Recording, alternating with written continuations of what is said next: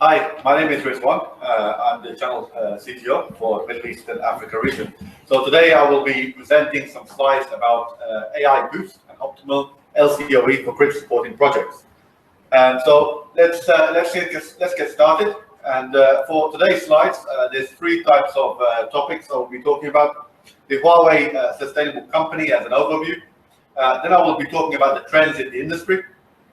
And thirdly, and finally, from my section will be about the smart PV solution and how that product of the SDS as well as the inverter will be integrated within the PV projects themselves.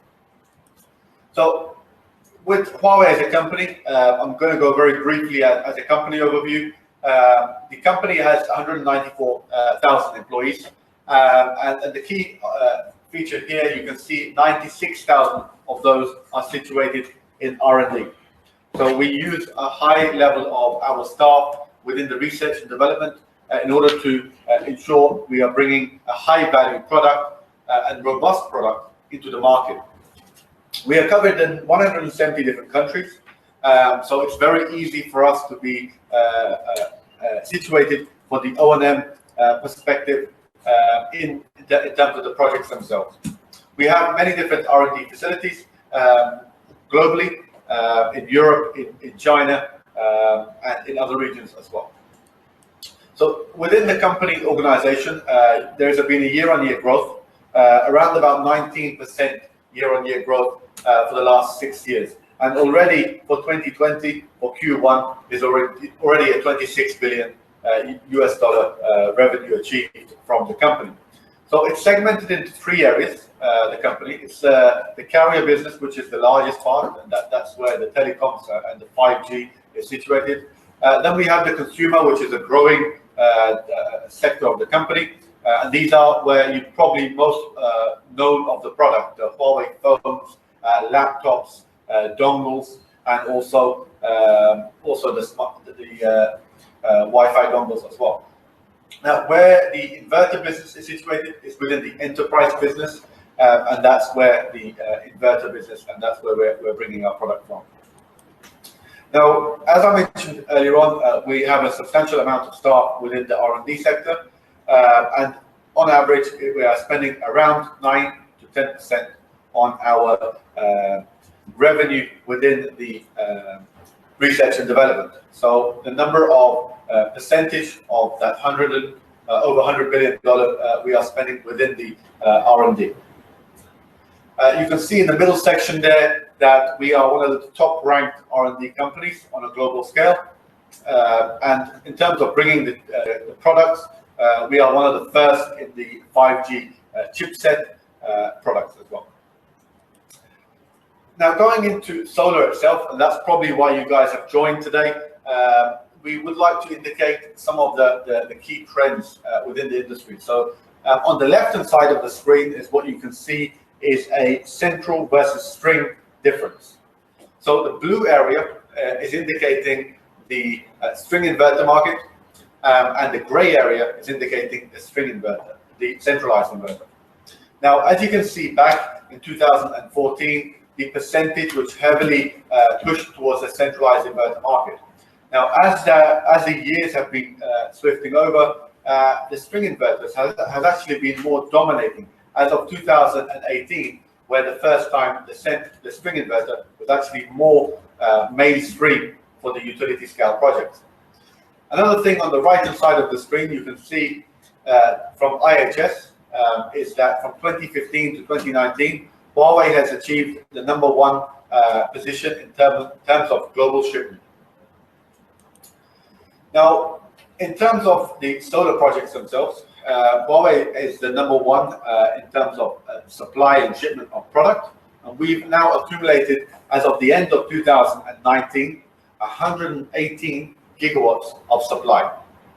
Now, that's across a global reach from Europe to Middle East, and all the way into the Africa market, Africa and Northern and Southern American market as well. And here are some of the key reference projects that we have been able to achieve. And one of the key objectives with our customers and achieving these projects is working closely in order to achieve the lowest LCOE factor. Now, later today, we will be passing on the webinar to my colleague Alex, who will be going through in detail how this is achieved.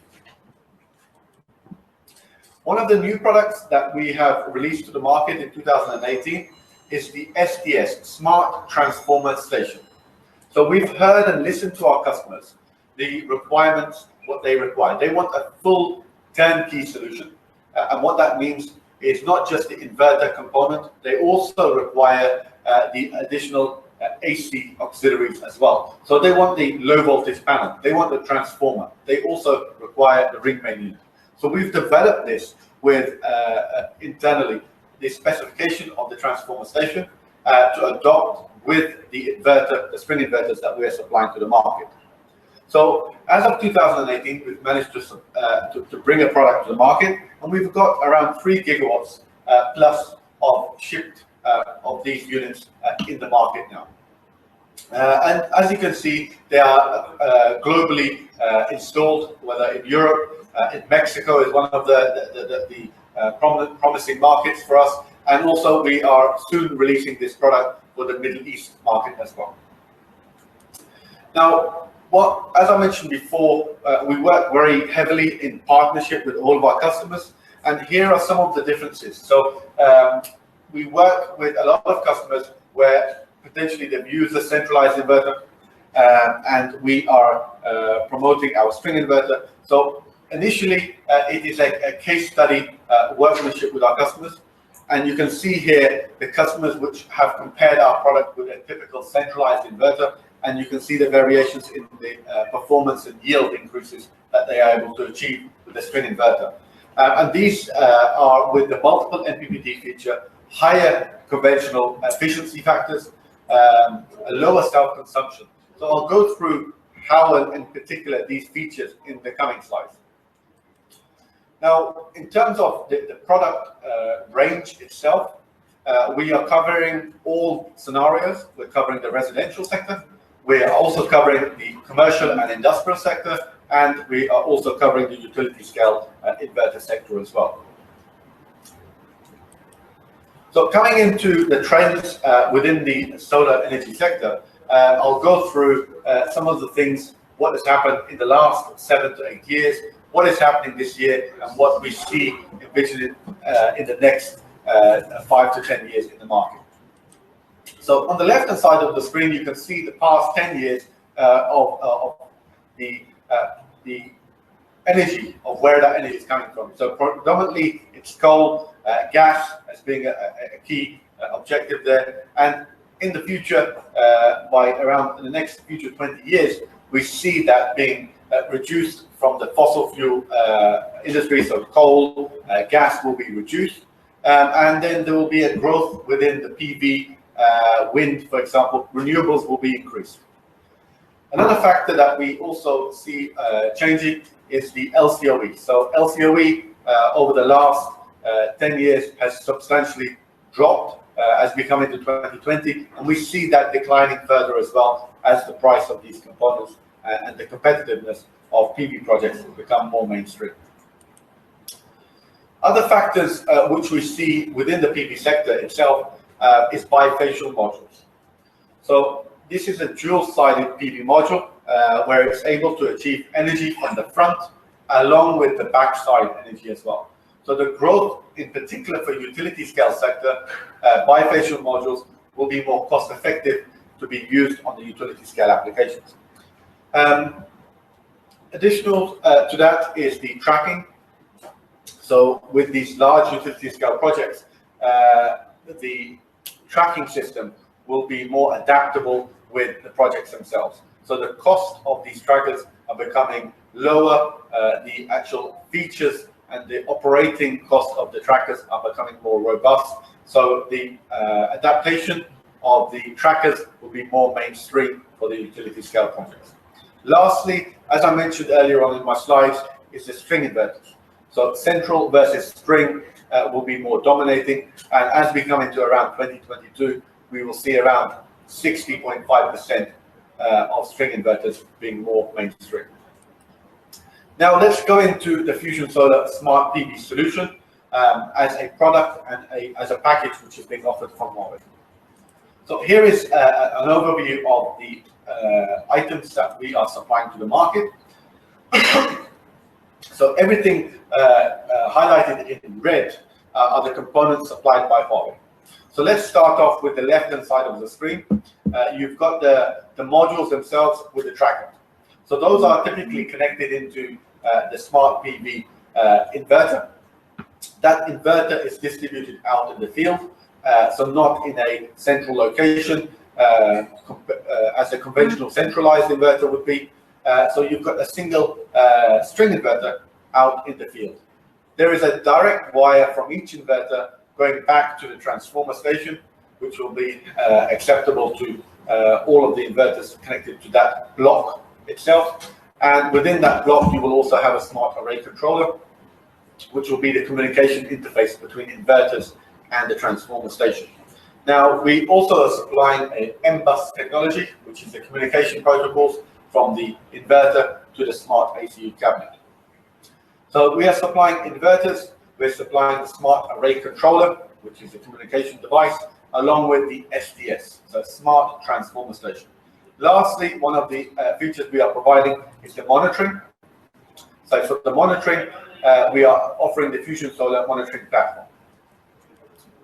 Now, why would you look at string inverters? So one of the things and objectives of the inverters since we brought them to the market in 2013 is the multiple MPPT feature. So what does multiple MPPT feature mean? So maximum power point tracking. So with a single MPPT, if there is a typical shade effect on your array, that would reduce the impact on your production.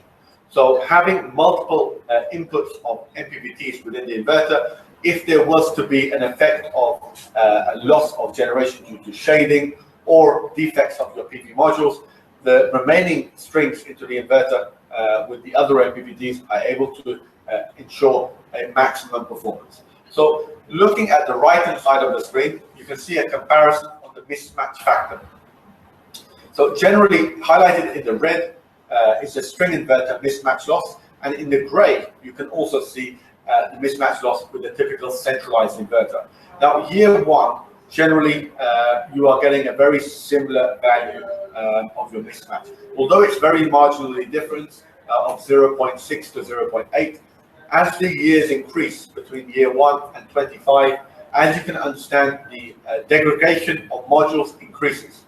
So the defects increase, and that will then reduce the expectancy of your PV modules. So having a multiple MPPT feature will allow the maximum production for any degradation that is potentially happening on your site. Another factor is the higher yield compared to bifacial modules. So here is a case reference using a bifacial module compared to a monofacial module. So there is an increase because of the backside gain that is able to achieve. So depending on the climatic conditions and the geographical location, there can be an increase in the production power with using the bifacial modules. Availability.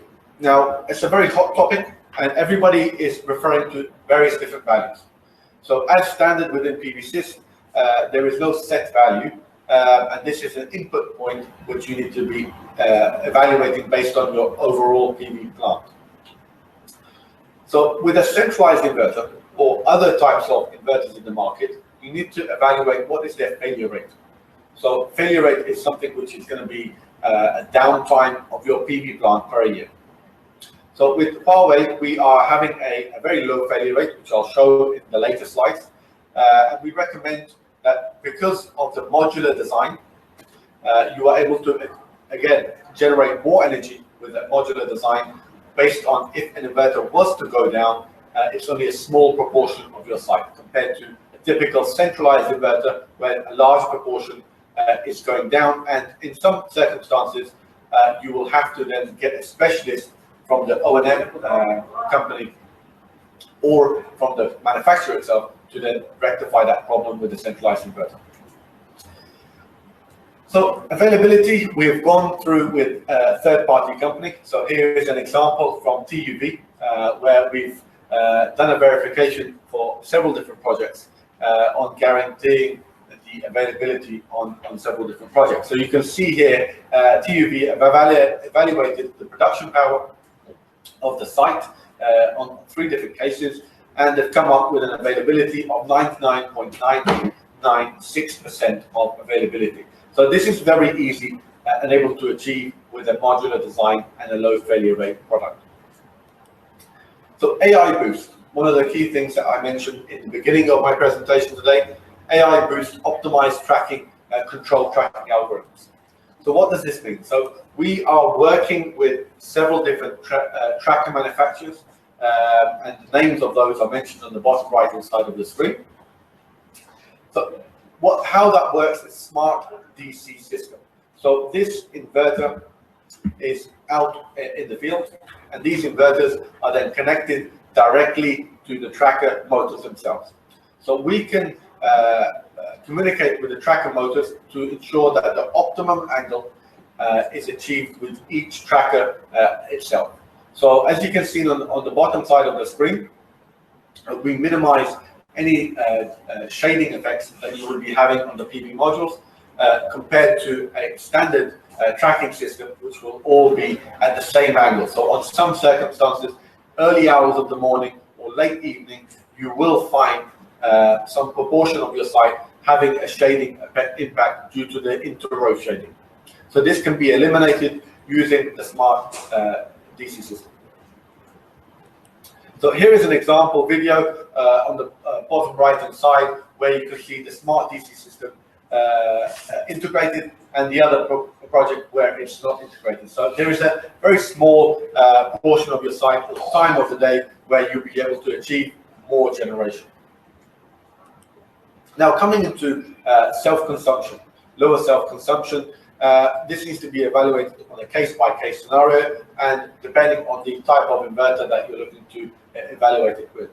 So with our product, there's no further loss factor due to cooling. All of the cooling is incorporated within the efficiency factor. Self-consumption of the transformer stations themselves are lower compared to a competitor's option. So when you are inputting these points within a simulating software, these are generally lower, down to around 0.01%, compared to other types of self-consumptions going up to around 1%. Now, fuse-free design. So whenever Huawei has developed a product since 2013, we haven't incorporated fuses within our inverters. So fuses are vulnerable parts, and the vulnerable parts will increase the operating cost of your PV plant. So we've eliminated the fuse protection within the inverter, and we've then incorporated maximum of 2 strings connected up to each MPPT. So this meets the requirements of the standards, as well as reducing the operating cost of your PV plant. So it makes the product more robust and more costly for the manufacturer itself. However, it brings a overall more efficient product for the long term of the project. Cooling. So IP66 and cooling design. So it's very difficult to achieve a IP rating of anything more than IP54 with a typical centralized inverter. Whereas with a string inverter, it's more efficient to have a higher IP rating. So with the Huawei, we are able to achieve an IP66 rating with a complete enclosed environment for the DC side. Communication. So M-bus versus the standard RS485. So RS485 itself is a method where you are using a hardwire cable going back from the inverters or DC combiner boxes back to a central block design. With the inverters supplied by Huawei, we have now incorporated a chipset which is now using M-bus technology. So M-bus is a methodology similar to a PLC. However, the response and the speed of transition of the signals is faster. So the kilobytes per second is rapidly faster than the standard RS-485, along with the elimination of the cabling itself. The RS-485 cabling going back from the DC combiner boxes back to the centralized inverters is eliminated. So it's a further cost saving and more robust solution for the end client. As I mentioned earlier on, failure rates. So we are with 118 gigawatts of products supplied to the market on a global scale. We are less than 0.5% failure rate. And this is based on all variations of projects, whether in Europe, in the Middle East, and Africa, in China. Overall, the failure rate is less than 0.5%. And I just want to highlight here, we are able to adapt our product into all scenarios. So whether it's salt mist, we've got a verification that the product is an IP rating and can eliminate the salt mist requirements. So the product can satisfy that requirement. Now, in terms of hot and sandy environments, the product can withstand high temperatures. Now, humidity is another factor. So the product that is being supplied, we can factor in with our latest generation product 0 to 100% humidity factors. So going into high temperature and coastal environments, we can satisfy that requirement as well. Rooftop installations. So the product can be installed out in the field with a recommended coverage above the inverter itself. Quick and faulty recovery of the inverter itself. So as I described earlier on in my slides, and as you can see here, the inverter behind me, the inverter is very compact, it's very lightweight, so it's a very small product, and it's more efficient for the operating team. So with around, our latest product is around 84 kilograms, the 185 kilowatt inverter, and this is very easily accessible by man. So there's no need for specialist equipment to be used to remove inverters or install inverters. So with a lightweight design, it's more efficient, more easier, and typically around 30 minutes to 1 hour to replace a faulty inverter if that was to happen out in the field. Spring level monitoring. So with all of the number of MPPTs, so with this particular inverter behind me, it's a 90 kilowatt inverter. It has 6 MPPTs and 12 inputs on the bottom of the inverter. The inverter, which is displayed on your screen, is the 185 kilowatt inverter. So that has 9 MPPTs and 18 inputs. So a maximum of 2 strings per MPPT. So the response time or the efficiency of the sensoring within the inverter is down to 0.5%. So if there was to be any shading or cloud coverage on a single MPPT, the other MPPTs on the inverter is still able to perform at 100%. IV Curve is a tool that we are supplying as a software. So there's no additional hardware required. So you've got the inverter here, and within that inverter, you would then connect back to a central data logger, and that's the smart logger that we are recommending. So as long as these 2 types of products are installed on your site, and you're transmitting that data to a monitoring platform called FusionSolar, we can then also enable a function called IV Curve. So this year we are promoting this tool, and you can then use this tool as an IV Curve software to evaluate the cost saving that you are able to achieve. So what is IV Curve? Voltage and current, basically measurement of how healthy your strings are. So we've evaluated this based on a recent project in Saudi Arabia, and we can see roughly $500 a megawatt per year, typical traditional OPEX costs. So this can be reduced substantially using the IV Curve tool. So there's no labor required on site to do this. There's no specialist tool required for this. So it's using the features within the inverter and a software which has been approved by a third-party TUV on this particular tool itself. So IV Curve, we've been having this available for several years now. It's around 5 gigawatts plus of operating sites customers are very happy and satisfied with this IV curve. So it really helps on maximizing the revenues of your PV plant. So you can check 100% of your PV plant. So you can probably imagine with a 300 megawatt site, doing an IV curve diagnostic for your whole site can take quite a while. It can take manpower. It can take around a month, or if not more, to carry out a full IV curve diagnostic for the 100% of this site. Now, typically for projects such as this size, it is required by the O&M team to do a certain percentage of the site only. Now, that we've evaluated normally allows for further losses in your PV plant year on year. So doing a full IV curve diagnostic for the whole PV plant maximizes the performance and actually increases the revenue of the PV plant itself. We have done many case studies with a lot of our consultants on a global scale. So in the Middle East, we've worked with Altron, and the most recent report, which we worked with, is Vectron Quatron. In this region, we've worked with Fitchner as well for a project in Kuwait, evaluating string inverters versus a centralized inverter. And they look at various different cases. So they look at CapEx analysis.